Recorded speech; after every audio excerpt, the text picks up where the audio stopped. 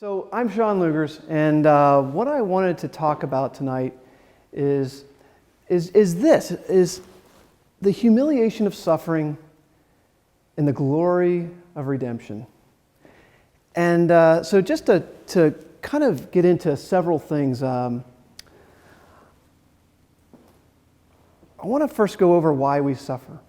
I think that it's such a really relevant theme in our culture right now. I think we're always looking for ways to deal with suffering. I think we're always trying to find ways to manage it. So I'm going to kind of do a couple of things. First of all, I want to try and tell you what are the goals of this presentation. Well, first of all, I want to explain how I chose this subject, and then understand suffering through the parable of the lost son, and then apply the experts in suffering to this understanding, apply it to the parable, the understanding of the experts to the parable right back. So take the experts' understanding and apply it right back to the parable, and then come up with a legitimate theology of suffering. I have 3 questions for you that I want you to think about while I'm presenting, okay? These 3 questions I want you to take home with you. I want you to think about them because it'll take you a short amount of time to think about it. If you want to write it down, go ahead and do that. If you want to put it in your phone.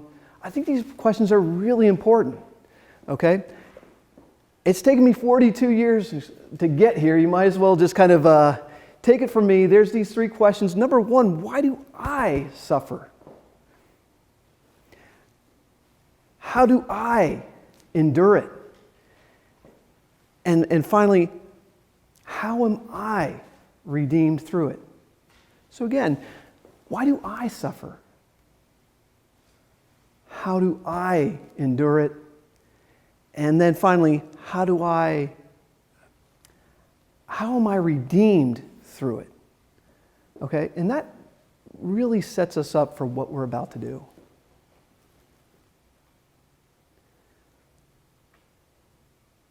Okay, I want to talk about how I chose this subject because it's an intense subject. That song that I was playing before was Adagio, and whenever I hear that song, it really makes me think about suffering.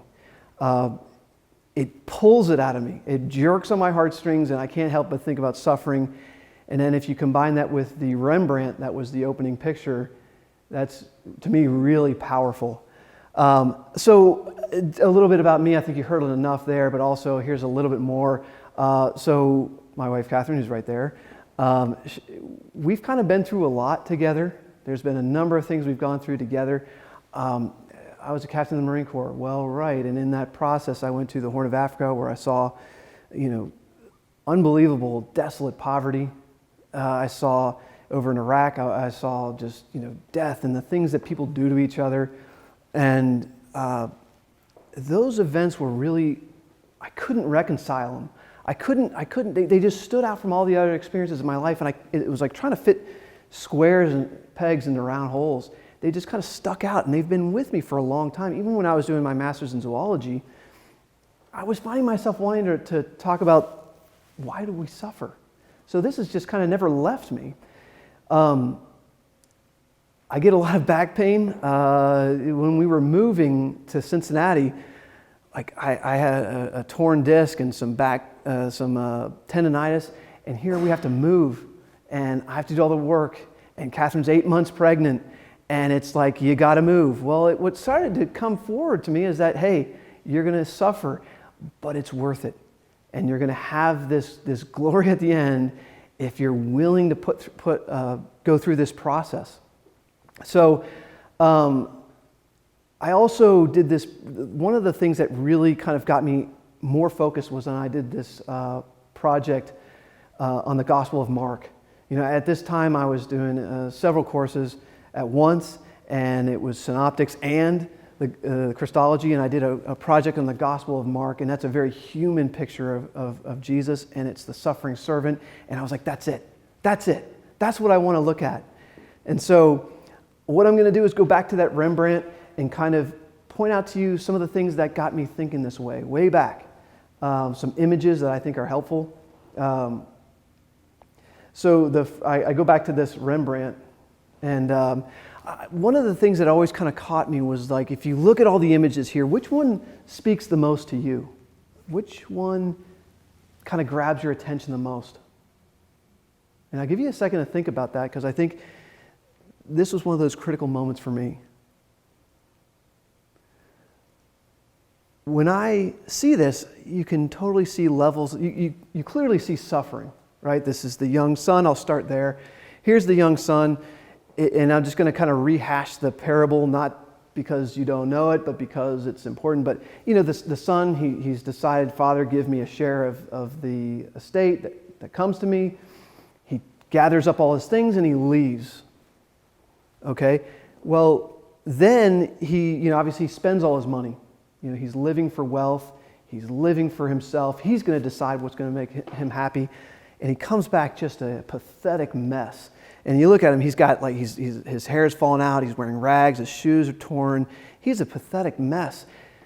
And that's the suffering that we kind of cause for ourselves. And then you look at the father who's totally there, totally engaged. He's there with the son. He's embracing him. He's embracing that suffering. He's a dignified guy. They don't come down and hug guys. If you remember in the parable, the son, he's living among pigs, right? Because he decides he's not coming home. I'm going to, take a job with a citizen, and the citizen sends him to work tending his pigs. For a young Jewish boy, pigs, yeah, that's a curse. No, we don't do that. He does. So you can see he's at the lowest of the low, and his father is right there with him, hugging him, and he must smell like pigs, right? It must be disgusting.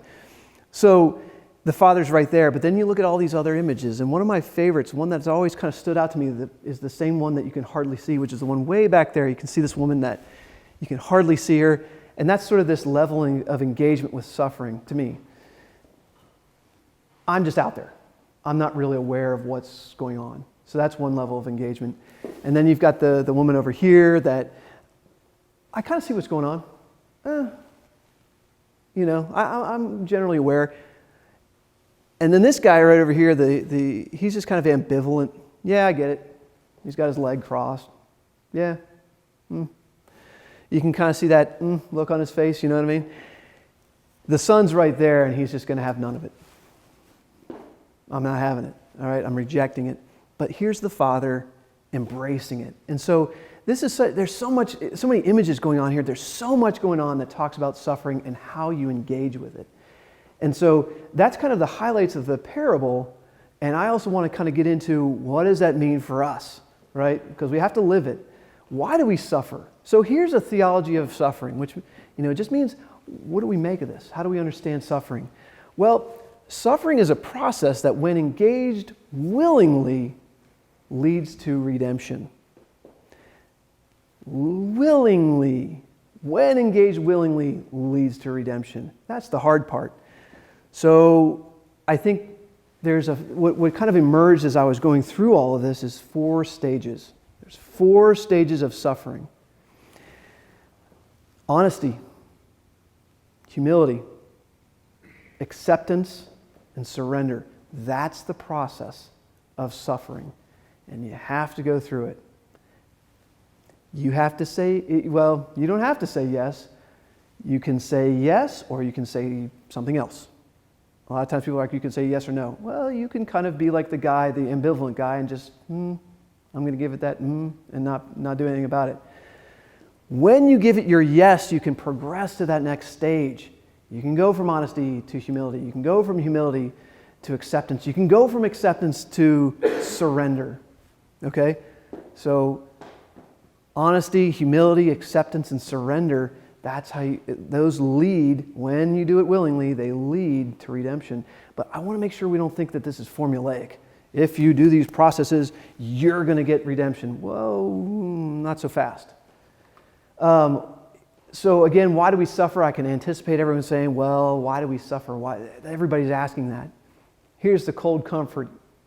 All right? And when I say cold comfort, it works. It doesn't make us feel any better, though. But we live in a universe that's finite. Finite universe with finite resources, finite materials. Okay, so for one thing to flourish, another thing has to diminish. So if you think about unmet needs, okay, we all have needs. Are all of them being met? And in a finite universe, no. Here's the thing that I want to kind of spend a little more time on, because we need to deal with a lived experience. So we're going to go from more of a theoretical to more of a lived experience. So Augustine, right? Augustine talks about it as being this stubborn, arrogant, boastful attitude, okay? And in his Confessions, what I kind of pulled out of his Confessions is this, that suffering has three causes and one source. That one source is pride. And so when you look at like the pride of Adam and Eve, they kind of set the stage for everyone who comes after them. And what ends up happening is that everyone kind of follows their lead. You know, everyone will say, oh, it's just a story. Well, no, it isn't. It's this idea that Adam and Eve set a precedent. And we all kind of fall into that same trap of pride. I'm going to do it my way. So we live in the legacy of the first couple and their pride. There's suffering due to the natural consequences of pride, right? When you're prideful, there's a natural consequence, and it's suffering. Well, then there's also suffering that comes from someone else's pride. Hey, you didn't deserve it. You didn't deserve that at all, but it happened. Well, in a finite universe where you have people that are stubborn, arrogant, and boastful, they take for themselves what they want, you're going to have some suffering. So going back to Augustine again, there's some themes I kind of discovered about pride. And pride is dishonesty. It demands, it's a false authority. It has this demand, it can't get enough, it keeps drawing to itself, and it has this terrible resistance. Think about the young son in the Rembrandt. He's going to sit back like this. I'm going to resist until the end. So that kind of brings us to the pride of the younger son, and he thinks he's entitled to inheritance. Wait a minute, he's the younger son. No, you don't get an inheritance, you're the younger son. Well, he thinks he does, so he's just dishonest about the whole thing. He collects his belongings and he's going to have it his way. He walks out. He breaks that relationship in doing so. He needs his father. Well, he's not going to acknowledge that. He's just going to break the relationship anyway. And he works for the citizen, tending pigs. Are you kidding me? No. Go home. It's that easy. Well, no, I've got this resistance. I'm not going to do it. Think of the older son too. He thinks if you remember in the parable, his father comes out, the father's having a celebration because his younger son has returned home. We're having a celebration, and his older son stays outside. I'm not coming in. I'm not going to have any of this. And when the father comes out, what's he say to him? When your son swallowed up all of your property, your son, not my brother, not, whatever his name is, your son, he's accusing his father. Who do you think you are? He's angry. Right? He thinks he has the right to be angry with his father for what he wants to do. Breaks the relationship. There it is again. Breaking that relationship. And even though the father pleads with him, come back in, nope, I'm not going to have it. So one of the things we can pull from this is going, well, it looks like pride, it likes to work alone. It's an evil because it wants to work alone. It wants to have it its way. And so that's kind of pride. And now we get into suffering. Okay, and one of the things that kind of came up with me is I was anticipating some questions about, do we have to suffer? And I thought about it, and I was like, you know what? Yes, we do. We do. Think about the example of Jesus. Think about Mary. They were perfectly in line in union with God. They were in good with God. They suffered anyway. That brings up the role of sacrifice. Think about little kids. When I was driving up, we passed Children's Hospital, and I thought about some of the kids that are sitting there that are probably never coming out. And I think about, just even thinking that just made my heart kind of sink a little bit. I think about the poor kids that they go into Children's Hospital and they're never coming out. Why should they have to suffer? Well, they do, and they haven't done anything wrong. And it reminded me of this time when I was out at this, my sister-in-law was into horses, and she had this event in Wilmington. There's this massive building, and inside of it had this little chapel, and the whole inside was paneled with wood. And I was sitting there with Monica, and she was being particularly a 3-year-old, and she's kind of throwing a fit, and my back is killing me because I've been carrying her the whole time. And I was like, let's just go sit in this chapel, and we do, and all of a sudden I look up, and there's the cross. We're surrounded by wood, And I look up and there's the cross. It's 2 railroad ties. Railroad ties. They're very uncomfortable. And I thought about it and I looked down at Monica and I'm like, even when you're being a 3-year-old, I still love you like crazy. And I thought about it and it's like, it's the wood of the cross and the bread of life. We have to carry the wood of the cross so that we can have the bread of life, and we eat the bread of life so that we can carry that wood of the cross. It has to be that way. Otherwise, it's hard to appreciate. So that's kind of the long story of how I came to this subject. So if we go to Aquinas, and we'll kind of be a little bit brief on that because I don't want everyone to kind of fall asleep, but Aquinas kind of gives us that great base definition where, about suffering, it creates that need, right? That need. I recognize I have a need. And then it creates that internal change when accepted, when engaged with, here's that key word again, willingly. You have to willingly engage with this.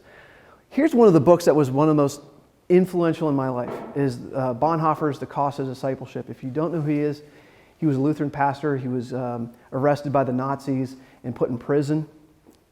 And he wrote this book before he was in prison, but he kind of knew, it's probably going to happen. But here's some of the great things he talks about is one, cheap grace. No, cheap grace doesn't cost you anything that's not worth anything. Okay? God doesn't spare himself. That's one of his main points. God doesn't spare himself. And one of my favorite lines he has is that it's a divine necessity. Divine necessity. Because Christ is Christ because of the cross. You can't take the cross from Christ and still have Christ. You can't. That's kind of the Gospel of Mark. So we're going back to the Gospel of Mark that I kind of saw that one of my favorite lines in the Gospel of Mark, one of the turning moments in this whole idea of suffering for me was the ending of, Jesus is died on the cross, and the Roman guard looks up and says, he must have been the Son of God for him to have died in this way. What does that mean? Abandoned and suffering.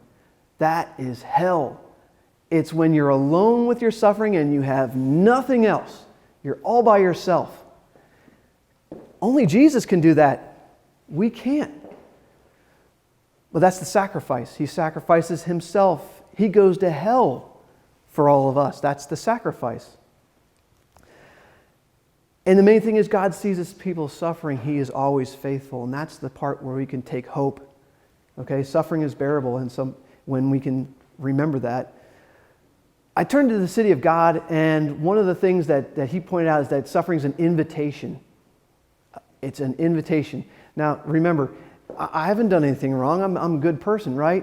Until you're sitting there at about 5 o'clock on a Friday afternoon on 670 trying to get across town, okay? And you're like banging your head against the steering wheel because nobody's moving and traffic just won't move. There's your invitation for patience. Try that sometime.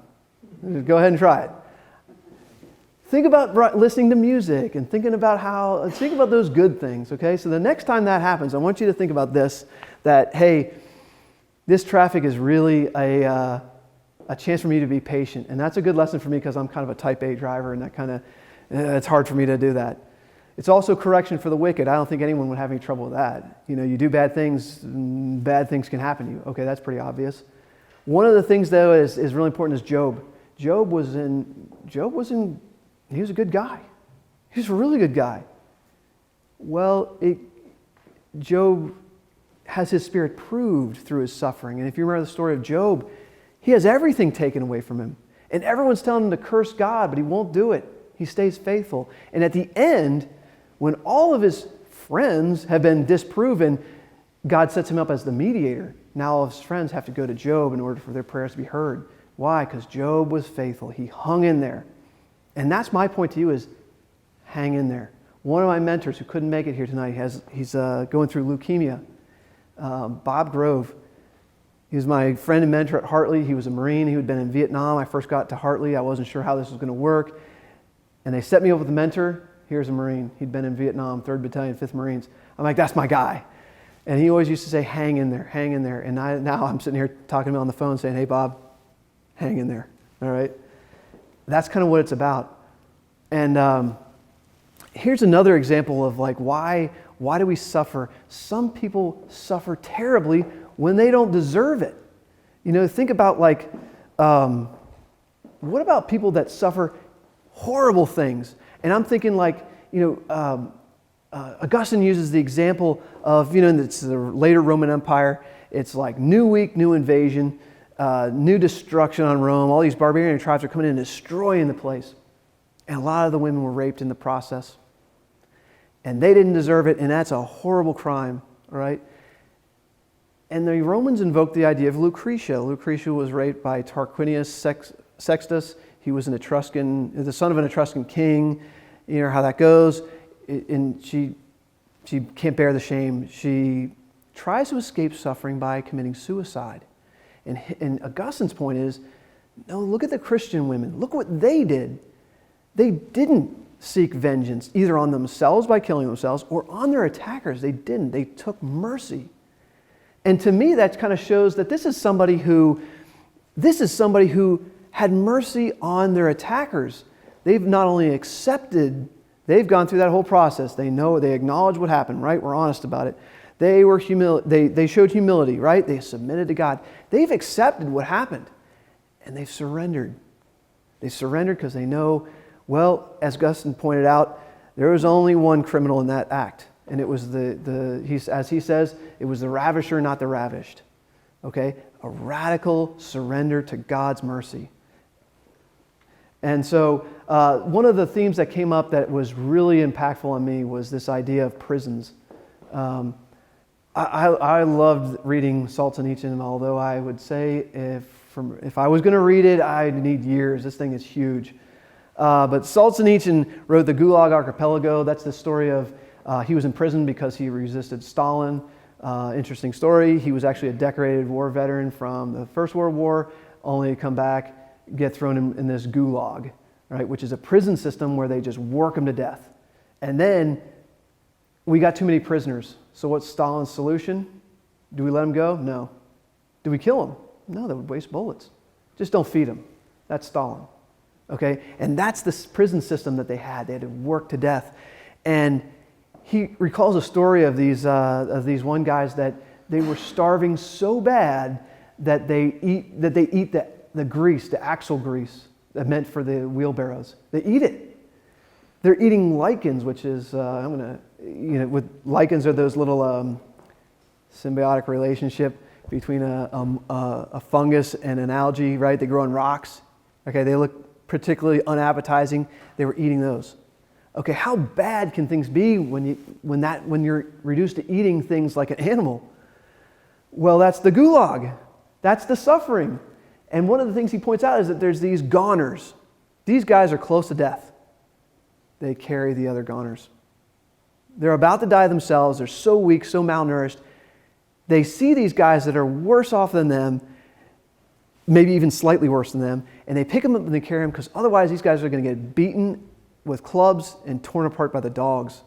So they, with every last thing they have, everything they got left, they carry these guys to work. They don't leave them behind. That to me was particularly powerful. I loved Viktor Frankl. If you ever want to read some just solid reading, Viktor Frankl, The Man's Search for Meaning, and his whole point is that when someone has purpose, once someone has meaning for their suffering, they see some purpose in it, they can survive. And that was his point. Seeing the meaning in the suffering. Once someone lost the meaning for the suffering, it was all over. They were done. So he talks about how there was guys that would walk in and out of the huts, caring and comforting those who were suffering. And so here's Bonhoeffer again. You can tell I really like him. Letters and Papers from Prison. You can actually see those 4 stages of suffering in his life. At first, he gets arrested, and he's just thinking, this is a mistake. It'll get cleared up in a week. And then months later, well, maybe it's going to get solved any day now. Years later, he's finally said, no, I'm not going to get out. Well, what's he do? Well, he goes around and he gives advice to people in the prisons. He gives advice. He's writing letters all the times. Here's the other thing I thought was particularly interesting. Every bad guy is really good at one thing. What is that? Self-loathing. Here's a prison guard that he's doing terrible things. But oh, he has this terrible life, and oh my goodness, are you kidding me? The things I have to deal with. You're a prison guard, man, come on. He would actually listen to this guy. And in the process of doing that, he learned that, first of all, an individual can't bear the suffering. But what he talked about is this shared community suffering. And my thing for you all is that when you find yourself alone, find someone, find a friend, find someone. Okay? You need that community to share that suffering with you, because you can't do it alone. But a community can suffer. A community can bear the shared suffering. So one thing that Pope Francis talks a lot about is the corporal works of mercy. You know that embrace that the Father gave the Son? And if you don't mind, I'm going to go all the way back to it. Here's that corporal work of mercy. Again, which image did you most identify with? Think about it. An embrace, a kind word, a hug, something. I mean, what's it cost? You know, the maintenance guy walks by, and I try to always know their name, and I mean, that's, how far does that take it? How far does that go? Here's a guy who cleans up after us every day. All right? And a kind word, a nice embrace. Someone's looking like they're a little bit down today. Say something to them. It really helps them on their way, is Pope Francis's point. Okay, I'm sorry. All right, so I wanted to just kind of start to conclude here with a couple of things. The suffering son and the faithful father. We're going to leave the older son out of it because we're kind of done with him. But again, we go back to pride. You know, in the beginning, he knew how he was going to get his happiness. Oh, I know. I don't need you, Dad. I've got it all figured out. Okay? So he knows how to achieve his own happiness. But if you think about it, what was his source of love? What was his source of security? His source of guidance? It was money. Well, then he spends it all. Okay, now what? Well, now you've got poverty. Now you've got starvation. Now you've got famine. I think of poverty not just as not having any money. Think of all the which ways you can have images of poverty. I loved Bonhoeffer's embittered and barren pride. That's a poverty, a spiritual poverty. Embittered, barren, like it produces nothing, barren. It's a wasteland. Think about like a wasteland of just people that don't care. I remember hearing stories from over in New York when there's a guy, one of the homeless people who's laying dead in the street, and everyone walks over him. How many times do we do that, either physically or you see someone who's suffering, you're just like, I don't got time for this. I don't have time for this. Okay, it happens all the time. It's hard. But imagine a whole society of that. Here's the son living with pigs. How bad does it get when the pigs live better than you? The pigs eat better than you, and you want what they have. Pigs. Nobody would give them any. Yep, even with pig food, nobody would give them anything. Think of that as I want that, here we're all about to be in Christmas time. I want that new gadget. What's that next gotta have? What's that next binge watch series? What is it? Is that pig food or is that the bread of life? Well, anyway, so you see that the son going through these stages, right? He goes to work for the citizen. He builds himself a prison. How many times do we build a prison for ourselves? Every time we say no to something we need. Every time I shut myself off, every time I confine myself, I can't do that because I got to do this. I'm watching this Game of Thrones, which I don't actually watch incidentally. Game of Thrones, and I got to keep watching it. I got to stay. I'm building myself a prison because I can't do the things I need to do. But we build prisons for ourselves all the time. Think about that. Think about when you go home. Think about prison as being a place you built. All right? Because that's kind of what the son did. He could have left at any time, but he didn't. He's in prison. He can't get out until he lets himself out. And so one of the things that makes that kind of signals his conversion, signals that whole process of suffering. He's been in suffering, but he's saying no the whole time. Not just kind of ambivalence. He's actually saying no, but that's when he goes, that part where he kind of comes to his senses and he says, I'm going to go back to my father and say, Father, I have sinned against you and against heaven. Treat me as one of your hired servants, right? I no longer deserve to be called your son. Treat me as one of your hired servants. That's a huge admission. He's actually admitting that he's, number one, owning that he's being honest now. I did this, and I did it to myself. In that line alone, you can see honesty. You can see humility. I'm going to go back to my father.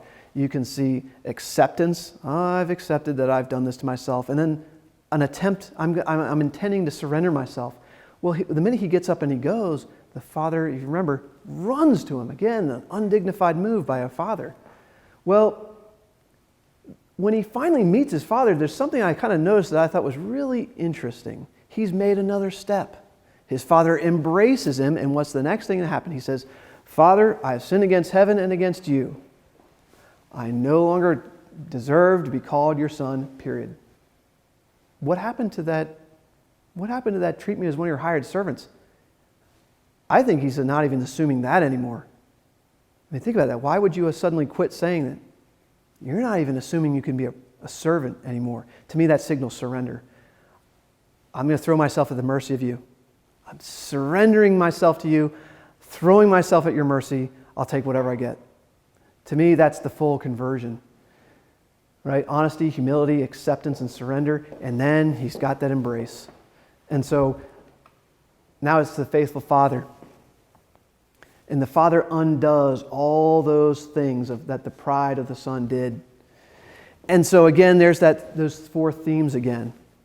He undoes, and I think it's important to go through this. He undoes all the things that the son did. He counters the younger son. He counters his young son's dishonesty with his honesty. Right? He honestly sees through all this haggard, pig-smelling kid. I see my son. I see the truth of it. That's my son. And I immediately recognize that. When you think of when one of the words Bonhoeffer used is facing your suffering. Face. What does that make you think? When you face something, what do? I think of it like I look in a mirror. And you know the poem, The Man in the Glass? You can't lie to the man in the glass. That's what I think. When you face something, I liked his use of words. When you face something, you can't lie to yourself. And that's exactly what, the father, he faces his son. He sees his son. He sees right through all that grit and grime, and he sees his son. He faces the reality. And again, we've already shown that he ran to his son. Well, now he's embracing his son. That shows a certain humility. It also shows a physical and a spiritual and a real acceptance by hugging that kid. Just the other day, we took Monica to see The Frog Princess, which was that was great. It was a very good play, I thought. And afterwards, the cast all lined up outside the door, and so you can get your kids to take pictures with them and all that. And some of the kids, had some special needs. And one of the kids came up and just plants a big old kiss on the Frog Princess's face, and then on her neck, and I like, oh boy. And you know how she handled that? Like a queen. She accepted it. Like a good queen, she accepted it, and I thought wow, that's amazing. That's really awesome. That's someone who accepts the other person. I wish I could be like that. That's someone who really and truly accepts them. Well, the father does that embrace. He kisses his son through the grit and the grime. Probably still smells like pigs. And he suspends his judgment. He could have been like, hey, kid, I thought you wanted to be done with me. Get out. No, he wholeheartedly surrenders all that, wholeheartedly accepts his son back. The father is always demonstrating that unconditional love, that unconditional faithfulness, that solid faith. And so what's he do? Well, then he restores the son. He restores him back to his rightful dignity, and he does it. Corporal work of mercy, clothe the naked. Right? What's he do? He puts a robe around him. He gives him shoes for his feet so he can walk again. He gives him a ring because now this is taking on it takes on the image of a marriage. We're back together again in solid union. He gives him a ring. And a celebration with a fattened calf. Here's a son who just walked out on me, now we're having a celebration. Fattened calf, not just any calf, the fattened calf. So when you look at this, the suffering that leads to redemption, when you willingly engage with it, it's when that need that you have is filled with God's unconditional love, that unmercenary love, right? That unmercenary love that Augustine used to kind of signal, like when I think of the word unmercenary, I think of like a mercenary goes out and fights for a cause but does it for money. But an unmercenary love is one that fights and rescues and doesn't do it for the money. That's kind of this kind of love. That's what it is. So he restores the son, that we're back in relationship. That's so critical to understand, is the relationship between the father and the son. You have to have that relationship. He can't survive without it. And so it all started with the son finally saying yes. So one of the things that I kind of, and I'm going to kind of conclude with this, is when you look at like the Solzhenitsyn, he finally says, "Bless you, prison." Bless you, prison. When I think of like prisons, I think of like my time in 29 Palms where you couldn't leave for 5 months. We were excited to go to Iraq. We're like, oh gosh, get me out of here. It was like a prison. But I think back, bless you, prison. I wouldn't know the great things if I hadn't suffered through the terrible things. And then again, Pope Francis, one of the things he keeps talking about is everyone suffers and everyone needs comfort. He brings up the ideas Adam and Eve. What's God do? He clothes them. He gives them clothing to cover up their shame and to bring them back into union with Him. God saves you. God can be trusted. He always is faithful. That's the whole story of the Old Testament. The minute Israel starts becoming prosperous, what do? Oh, we did this. We're the reason for our prosperity, and they walk out on God. And so what does God always do? He allows them to suffer so that they can say yes and be redeemed. And just to kind of, in closing here, I would like to just kind of say that like probably the most, if I could recommend something to you, if you wanted a reading list, I would say, Bonhoeffer, those 2 books, Cost of Discipleship and Letters and Papers from Prison, just fundamental Christian reading. And, when you read them, think of the cost, think of the cross. And then Viktor Frankl, what he calls that freedom of humanity. Okay, humans have that one freedom, your ability to choose your attitude in suffering. You always have it, no one can take it from you. And to me, that's like very relieving. I can choose my attitude to anything, no matter what the situation is. And then finally, Solzhenitsyn with the idea of a prison. And again, I think of like the prisons we make for ourselves all the time. So again, this is where it began and this is where it's going to end. These images, I think, are really powerful. And again, those 3 questions. Why do I suffer? Why do I suffer? How do I endure it? How am I redeemed through it? And with that, take them home. Does anyone have any questions? Thoughts? Yes? I have a question for you. So, when you lead willingly in your suffering, and you listed the 4 points, honesty, humility, acceptance, and surrender, do you see those as chronological points, or do you see those as things that maybe you have to keep going? Is it cyclical? Is it something that is an ongoing cycle that you have to do? So, yes. Is it a cycle? I think you have to constantly say yes, which is constantly that honesty. It has to go through a progression. You can't just all of a sudden accept something when you're not even honest about it. A lot of times when I thought of those things, I thought of like addiction. I thought of like the addict that has to first admit the problem, which is always the hardest thing of all, is to admit that you have a problem. And then you have to be humble enough to say, I can't solve it on my own. I can't do it on my own. I need help. And then I have to accept this is This is where I'm at. And then eventually surrender to the process of getting better. And then you're right. And then when you hit another, I mean, it's not going to be, oh, we got through this process and I'm all fine. Nope. You know how it's going to be. Like anybody who's suffered anything, think of the worst moment of suffering. How did you get through it? You eventually had to accept it. So you're going to have to constantly go back and be honest and say yes, yes. And if the minute you kind of give that ambivalent response, I don't know about this, it stops. You got to keep going. So yeah, great question though.